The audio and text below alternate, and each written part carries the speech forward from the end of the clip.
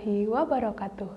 Selamat datang di Siboim, siaran belajar online interaktif dan menyenangkan. Apa kabar sahabat Boim? Semoga dimanapun sahabat Boim berada selalu diberikan kesehatan. Pada kesempatan kali ini, sahabat Boim akan dibersamai oleh Bulia belajar kelas 5, tema 8, subtema 1, pembelajaran kedua. Adapun muatan pelajarannya yaitu Seni Budaya dan Prakarya, Ilmu Pengetahuan Alam dan Bahasa Indonesia. Setelah sahabat Boim menyimak video ini hingga tuntas, diharapkan sahabat Boim dapat memahami tangga nada, menyanyikan lagu dengan iringan musik, memahami siklus air, dan memahami urutan peristiwa pada teks fiksi. Yuk kita mulai belajar. Tik tik tik bunyi hujan di atas genting, airnya turun tidak terkira. Cobalah tengok dahan dan ranting, pohon di kebun basah semua. Nah, siapa yang tidak tahu lagu yang baru saja Ibu Lia nyanyikan? Sahabat Boim pasti tahu. Nah, kalau kalian tahu, apa isi dari lagu tersebut? Lagu Tik-Tik Bunyi Hujan bercerita tentang kondisi pada saat turun hujan, yaitu semua yang ada di luar rumah menjadi basah. Nah, kira-kira tangga nada apa ya yang dipakai pada lagu Tik-Tik Bunyi Hujan? Sahabat Boim pasti masih ingat bahwa tangga nada diatonis terbagi menjadi dua, yaitu diatonis mayor dan diatonis minor. Ciri-ciri tangga nada diatonis mayor adalah jarak pada nada yaitu 1, 1, setengah, 1, 1, 1, setengah. Kemudian yang kedua, lagunya bersifat riang gembira dan bersemangat. Kemudian yang ketiga, pada awal lagu dan pada akhir lagu biasanya diawali dengan nada do. Contoh lagunya seperti Garuda Pancasila, kemudian Hari Merdeka, dan Maju Tak Gentar. Untuk tangga nada diatonis minor, ciri-cirinya yang pertama, jarak nadanya yaitu 1, setengah, 1, 1, setengah, 1, 1. Kemudian ciri-ciri yang kedua, lagunya bersifat kurang semangat dan biasanya sedih. Kemudian yang ketiga, contoh lagunya biasanya diawali dengan nada la. Nah, untuk contohnya seperti lagu Gugur Bunga, Syukur, kemudian Mengheningkan Cipta. Nah, sahabat Boim dapat menyanyikan lagu Tik-Tik Bunyi Hujan dengan diiringi alat musik yang ada di sekitar sahabat Boim. Sekarang, Bulia mau bertanya, apakah sahabat Boim tahu bagaimana proses terjadinya hujan? Nah, Bulia akan menjelaskan proses terjadinya hujan. Sebenarnya, 70% bagian bumi ini adalah air, 30% yang lainnya adalah daratan seperti yang kita tinggali saat ini. Terjadinya hujan merupakan salah satu peristiwa untuk menjaga ketersediaan air di bumi ini tetap. Air mengalami sebuah siklus yang bernama siklus air. Siklus air adalah perputaran air secara terus-menerus dari bumi ke atmosfer, kembali lagi ke bumi. Nah, secara garis besar siklus air mengalami 3 tahapan, yaitu penguapan, pembentukan awan, dan terjadinya hujan. Kita akan mempelajarinya satu persatu. Proses yang pertama adalah penguapan. Air yang ada di sungai, laut, danau, waduk, embung, dan juga kolam akan menguap karena terkena panas matahari. Proses penguapan ini disebut evaporasi. Tumbuhan juga mengeluarkan uap air akibat terkena panas matahari. Proses penguapan pada tumbuhan disebut transpirasi. Kemudian, proses yang kedua adalah pembentukan awan. Setelah air dan tumbuhan mengalami penguapan, maka uap air tersebut akan naik ke udara dan membentuk gumpalan awan.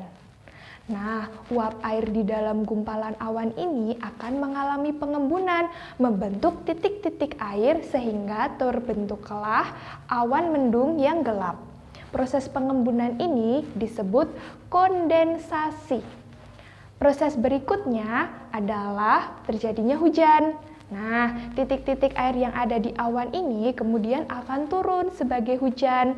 Proses ini disebut dengan presipitasi. Lalu, air hujan ada yang langsung turun ke dataran rendah melalui sungai, ada juga yang meresap ke dalam tanah.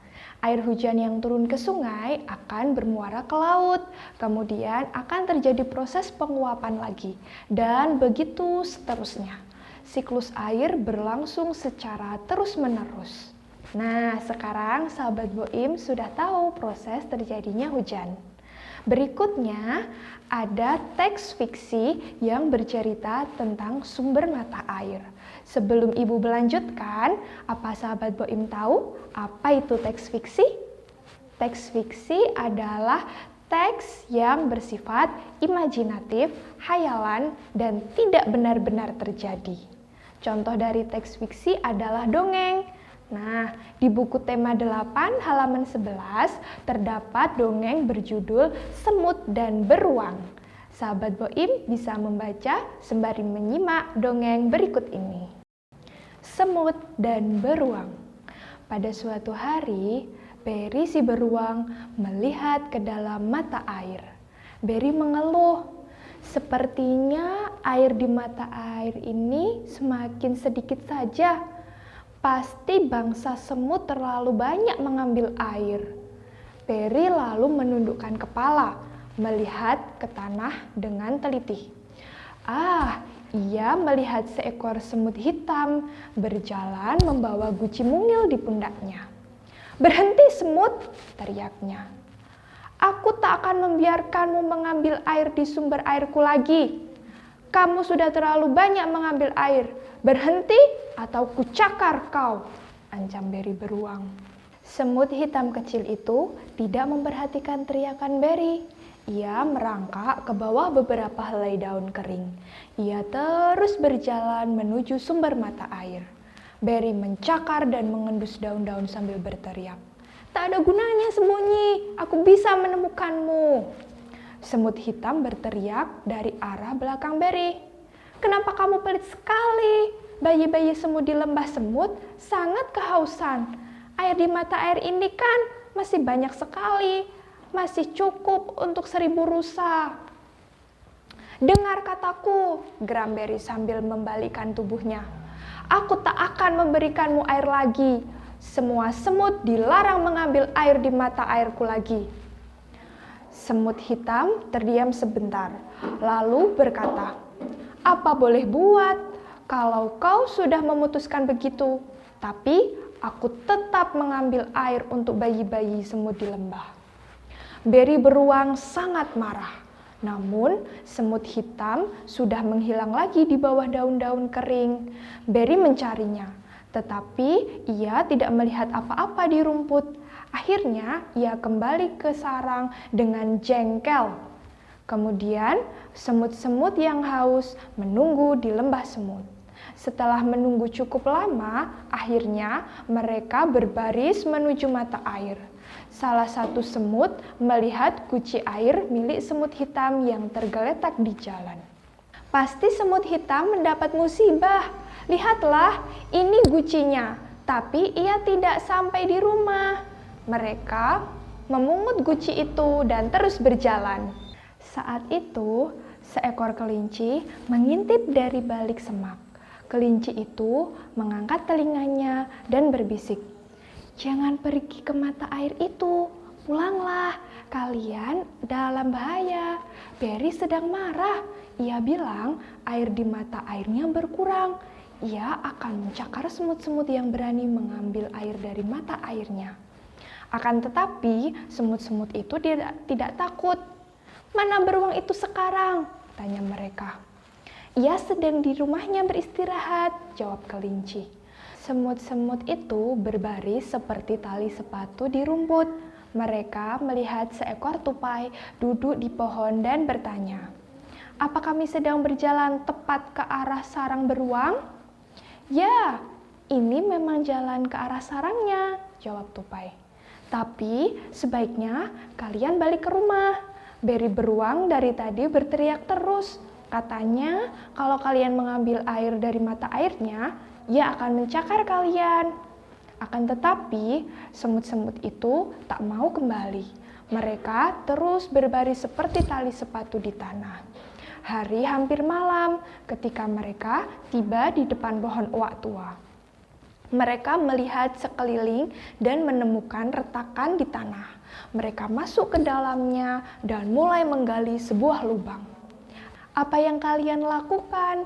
Kenapa kalian menggali?" tanya tikus tanah yang merasa terganggu dari tidurnya. "Kami ingin menangkap beri beruang. Kami sedang membuat jebakan untuknya," kata para semut. "Bahaya sekali," kata tikus tanah. "Dia pasti sudah menangkap semut hitam saudara kami. Ia juga berniat mencakar kami hanya karena kami mengambil air di mata air itu," kata semut-semut. "Aku akan menolong kalian menggali tanah di sarangnya. Aku pernah hampir tertangkap dia dahulu." Seharian itu, para semut dan tikus tanah menggali lubang di bawah sarang beri. Mereka terus menggali selama 10 hari. Beri beruang sama sekali tidak curiga. Suatu malam, di hari ke-10, beri beruang kembali ke sarangnya dengan hati gembira. Ia berhenti di depan rumahnya di pohon oak dan berkata pada dirinya, "Aku sudah makan dan minum sampai kenyang. Satu-satunya yang bikin aku jengkel adalah semut-semut itu. Mereka masih berani mengambil air dari mata airku. Besok aku akan hancurkan lembah semut itu. Akan kucakar mereka dengan cakarku seperti ini."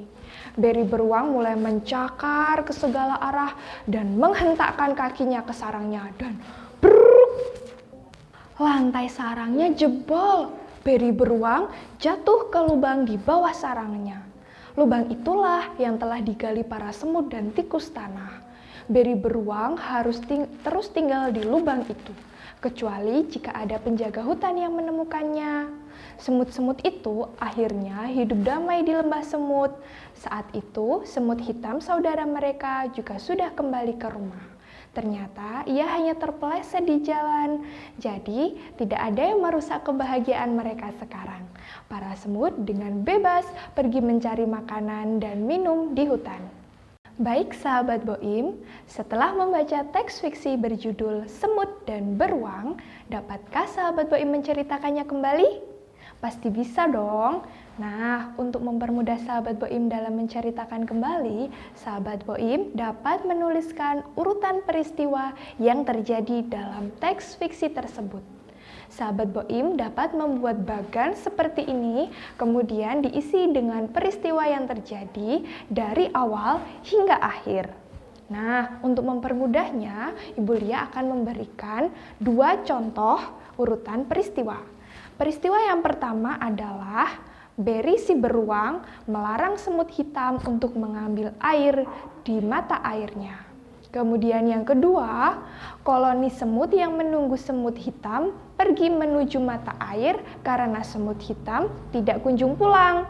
Nah, kemudian sahabat Boim dapat melanjutkannya untuk mengisi bahan ketiga dan selanjutnya sampai beri beruang terjatuh ke dalam lubang dan semut hidup damai. Nah, sahabat Boim, hari ini kita sudah belajar apa saja ya? Hari ini kita sudah belajar mengenai tangga nada diatonis mayor, lalu menyanyikan lagu Tik-tik bunyi hujan, kemudian mempelajari siklus air, dan mengurutkan urutan peristiwa pada teks fiksi. Lagu yang bertangga nada diatonis mayor bersifat senang, gembira, dan semangat. Sahabat Boim dapat menyanyikan lagu lain yang bertangga nada diatonis mayor seperti lagu Maju Tak Gentar dan Garuda Pancasila. Kemudian, dalam siklus air terdapat 3 tahapan utama, yaitu penguapan, pembentukan awan, dan turunnya hujan. Penguapan disebut dengan evaporasi, kemudian pembentukan awan disebut dengan kondensasi, dan terjadinya hujan disebut dengan presipitasi. Lalu, dalam mengurutkan peristiwa dalam teks fiksi, kita harus membacanya secara keseluruhan dari awal cerita hingga akhir, agar kita paham terhadap isi cerita yang disampaikan, sehingga kita dapat mengurutkannya urutan peristiwanya. Baik sahabat Boim, selesai sudah kegiatan belajar kita kali ini. Bulia ucapkan terima kasih banyak dan sampai jumpa di lain kesempatan. Tetap semangat belajar di mana saja, kapan saja, kalian luar biasa. Wassalamualaikum warahmatullahi wabarakatuh.